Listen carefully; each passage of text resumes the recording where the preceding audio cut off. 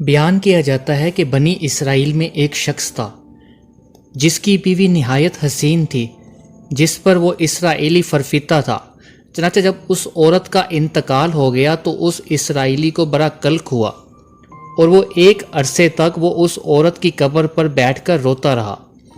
اتفاقاً حضرت عیسیٰ علیہ السلام کا وہاں سے گزر ہوا تو انہوں نے اس اسرائیلی کو پریشان دیکھ کر اس کا سبب معلوم کیا۔ جب اسرائیلی نے اپنا واقعہ بیان کیا تو حضرت عیسیٰ علیہ السلام نے دریافت فرمایا، کیا تو چاہتا ہے کہ میں تیرے لیے اس کو زندہ کر دوں؟ اس نے کہا، ہاں حضور، میں یہی چاہتا ہوں۔ چنانچہ جب حضرت عیسیٰ علیہ السلام نے اس قبر کے مردہ کو آواز دی تو قبر سے ایک حبشی غلام جس کے ناک کے نتنوں، آنکھوں اور جسموں کے دوسرے سوراخوں سے آگ کی لپیٹیں اٹھ رہی تھیں، حضرت عیسیٰ علیہ السلام کو دیکھتے ہی غلام نے کلمہ پڑھا، لا الہ الا اللہ عیسیٰ روح اللہ۔ اسرائیلی نے یہ دیکھ کر عرض کیا، حضور مجھ سے غلطی ہو گئی، میری بیوی کی قبر تو دوسری ہے۔ یہ سن کر حضرت عیسیٰ علیہ السلام نے حبشی کو حکم دیا کہ تم اپنی قبر میں واپس جاؤ۔ چنانچہ وہ مردہ دوبارہ قبر میں گر گیا اور اس کی قبر کو مٹی سے چھپا دیا گیا۔ پھر حضرت عیسیٰ علیہ السلام نے اس دوسری قبر کی طرف توجہ فرمائی اور حکم دیا کہ اے صاحب قبر، اللہ کے حکم سے زندہ ہو جا۔ چنانچہ قبر پھٹی اور اس قبر سے ایک عورت سر سے گرد جھاڑتی ہوئی باہر نکل آئی، جس کو دیکھ کر اسرائیلی بولا کہ یا روح اللہ، میری بیوی یہی ہے۔ اور حضرت عیسیٰ علیہ السلام کے حکم سے وہ اسرائیلی اپنی بیوی کو ہمراہ لے کر واپس ہونے لگا، مگر عرصہ سے جاگا ہوا تھا، اس لیے اس پر نیند کا غلبہ ہو گیا اور اس نے اپنی بیوی سے کہا، تیری قبر پر گریہ وزاری اور بیداری نے مجھے ہلاک کر دیا، اس لیے میں چاہتا ہوں کہ کچھ دیر آرام کر لوں۔ بیوی کہنے لگی، ہاں آپ آرام کر لیجئے۔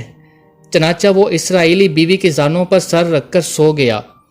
اتنے میں ایک گھوڑے پر سوار ایک شہزادے کا ادھر سے گزر ہوا جو اپنے زمانے کا یکتا حسین تھا، جس کو دیکھ کر شہزادی از خود فرفتہ ہو گئی اور اس کا دل قابو میں نہ رہا۔ اس نے شوہر کا سر زانوں سے نیچے رکھا اور فرط محبت اور غلبہ عشق سے مجبور ہو کر شہزادے کے سامنے جا کھڑی ہوئی۔ ادھر جیسے ہی شہزادے کی نظر اس پر پڑی، وہ بھی اس کو دیکھ کر اس پر فرفتہ ہو گیا اور عورت کی خواہش پر اس کو اپنے گھوڑے پر بیٹھا کر لے گیا۔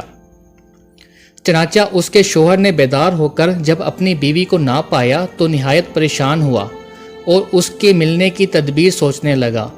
سوچتے سوچتے آخر اس کے نشان قدم پر چل کر اپنی بیوی کو تلاش کر لیا جو شہزادے کے پاس پہنچ چکی تھی۔ اس کو دیکھ کر اسرائیلی نے شہزادے سے عرض کیا کہ یہ میری بیوی ہے، آپ اسے چھوڑ دیجئے۔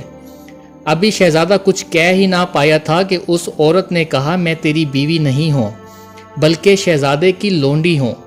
یہ سن کر شہزادہ اسرائیلی سے کہنے لگا، کیا تو میری لونڈی کو مجھ سے لینا چاہتا ہے؟ اس نے کہا، خدا کی قسم یہ میری بیوی ہے جس کو میرے سردار حضرت عیسیٰ علیہ السلام نے مرنے کے بعد میرے لیے زندہ کیا ہے۔ ابھی یہ گفتگو ہو رہی تھی کہ اتفاقاً حضرت عیسیٰ علیہ السلام بھی وہاں تشریف لے آئے، جن کو دیکھ کر اسرائیلی کہنے لگا، یا روح اللہ، کیا وہ میری بیوی نہیں ہے جس کو آپ نے میرے لیے زندہ کیا ہے؟ حضرت عیسیٰ علیہ السلام نے فرمایا، ہاں یہ وہی ہے۔ یہ سن کر عورت کہنے لگی کہ یا روح اللہ، یہ شخص جھوٹا ہے، میں تو اس شہزادے کی لونڈی ہوں۔ حضرت عیسیٰ علیہ السلام نے فرمایا، کیا تو وہ عورت نہیں جس کو میں اللہ کے حکم سے دوبارہ زندہ کیا تھا؟ عورت نے کہا، یا روح اللہ، باخدا میں وہ عورت نہیں ہوں۔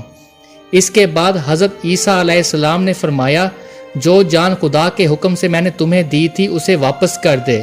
یہ سن کر وہ عورت پھر مردہ ہو کر گر پڑی اور حضرت عیسیٰ علیہ السلام فرمانے لگے کہ جو شخص کسی ایسے شخص کو دیکھنا چاہے جو کافر مرا تھا اور زندہ ہو کر ایمان لایا تو وہ اس حبشی غلام کو دیکھ لے جو پھر ایمان کی حالت میں مرا ہے، اور جو کوئی ایسے شخص کو دیکھنا چاہے جو مومن مرا تھا پھر اللہ نے اسے زندہ کیا اور وہ کافر ہو کر پھر حالت کفر میں مر گیا تو وہ اس عورت کو دیکھ لے۔